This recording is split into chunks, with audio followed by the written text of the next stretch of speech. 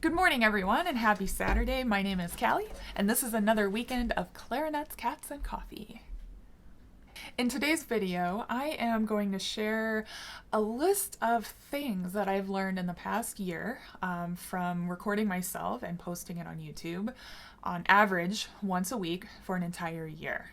Now, the 1-year anniversary of my last day teaching in person was last week, and since then everything has been virtual. And while that has been going really, really well, I just can't believe it's been a year since everything kind of shut down. And if you had asked me a year ago that we would still be doing this, I would be like, you're crazy. But here we are, and I mean, things are looking hopeful. Things are starting to open up again, and life may be back to some type of normal within the next, several months. So I'm really excited and looking forward to that. And a lot of really good things have kind of happened in the past year, and so to put a positive spin on what has been going on in the past year, I'm just going to share a list with you guys of some of the things that I've learned in 1 year of recording myself at least once a week. I have become a much more consistent player, and as many of you guys know, it's one thing to be able to sound good, and it's another thing to be able to sound good all the time. And I would say that I am probably still only at maybe 80 or 90% consistency at the level that I'm trying to get to. But having to be able to stay in shape and practice regularly and not let myself kind of forget about the routine has really kind of helped me just become a much more consistent player. So the pressure of having to record and release a YouTube video at least once a week has been extremely helpful in staying in shape over the past year. Now, because of that, I have realized I also still have a lot of work to do. Never in my life have I actually recorded and released myself playing to the public as frequently as I have in the past year. And so being able to come up with quality recordings and that I'm comfortable with sharing with everybody has really shed some light on a lot of inconsistencies in my playing that I've obviously worked really hard to try to overcome. But it has made me a stronger person. It has helped me prioritize my practice time, and it has helped me just kind of have a list of the things that I want to improve, so like always want to try to improve the consistency of my embouchure. I always want to improve my hand position, finger position, my speed, my technique, air support, all of the basic fundamentals. Every time I cycle through those with you guys on my YouTube channel, I'm also thinking about those things in myself as well, because let's face it, we all have work to do, myself included. My embouchure was sometimes bad. It was sometimes really bad, but I had to figure out how to come up with a quality recording. And I mean, my embouchure was just bad because maybe that week I practiced too much and I got to recording day and I was so tired and I was biting, but I still had to figure out how to hold it together and still sound good enough to be able to record a quality video and share it with you guys. At the end of the day, the result was still not too bad. I was pretty happy with a lot of the stuff that I recorded. So I would go back and listen and be like, okay, well that wasn't too bad. I still sounded pretty good. I'm just gonna have to make my next recording better. I also learned that you can't record on bad reeds. I know, it's obvious. Nobody likes to play on bad reeds. Nobody likes to practice on bad reeds.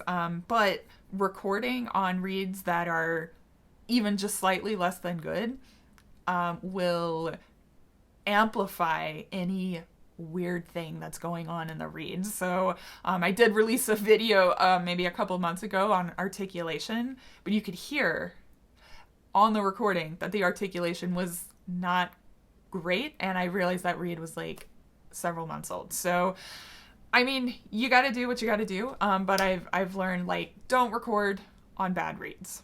This one kind of goes with the embouchure thing. Sometimes I was really out of shape, but I still had to get YouTube quality recordings done. And a lot of that really just has to do with focusing more on the fundamentals rather than, some higher level thinking as well. So, a lot of times if I had gone on vacation and then maybe come back and I had to come up with a way to record, I really would have to make sure I got a very good warm up. I remind my face, my air, everything, my fingers, how to like function and sound good. But I realized I could still get quality recordings, even if I was a little bit out of shape. So, and I mean, that's a part of life. Like, you got to be able to play at whatever level of shape you're in, on whatever reeds you're in. You got to be able to just go for it and play. And that's one thing, obviously, we've missed out on, not being able to rehearse in person, is the pressure of having to figure out how to sound decent, even if you don't feel great, right? So, yeah, the thing I learned in that is just to make sure I always have a good warm-up before I record, and if I'm a little bit out of shape, to just remind myself of all the fundamentals. Setting small weekly recording goals for myself worked out a lot better than big, crazy, impressive projects, like the smaller manageable goals, I think are much more effective in self-improvement than trying to tackle one big thing all at once. And so, I mean, that's just a nice general rule of practicing as well.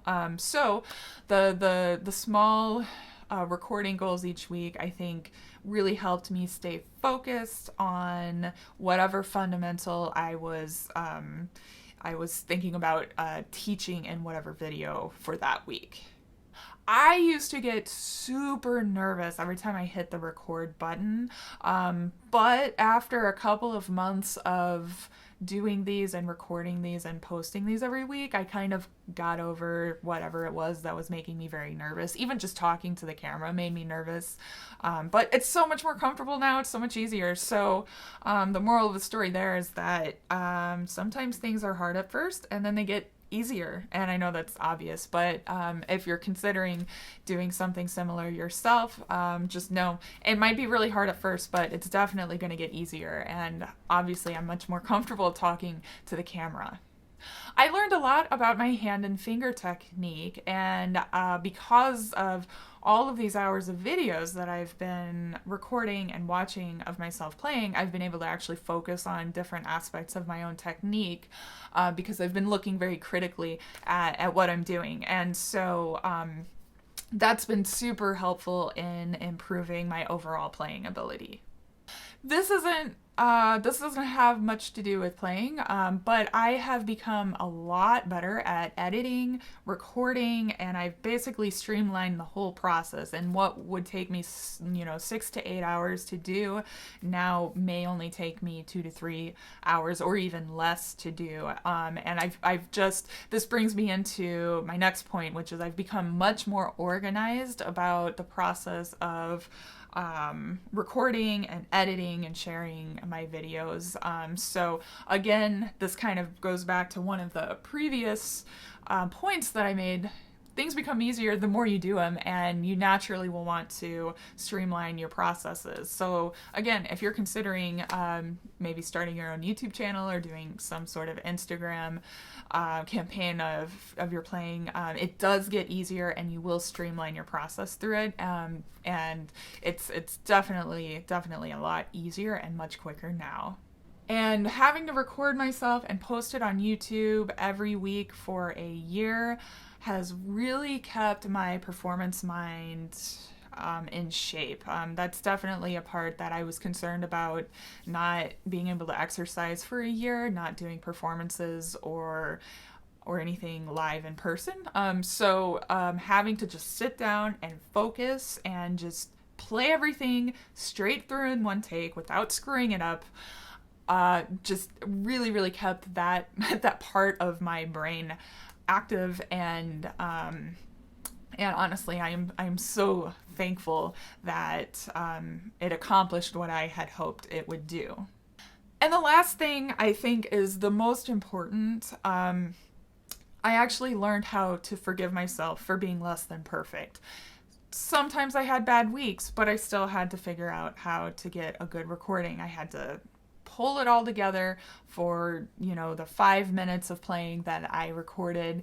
And obviously for some people that's a lot easier, but for me it was very difficult at times to be able to do that. Sometimes I didn't feel good. Sometimes I had a headache. Sometimes I just got back from vacation and I had to scramble everything together and make something of it, right? So I'm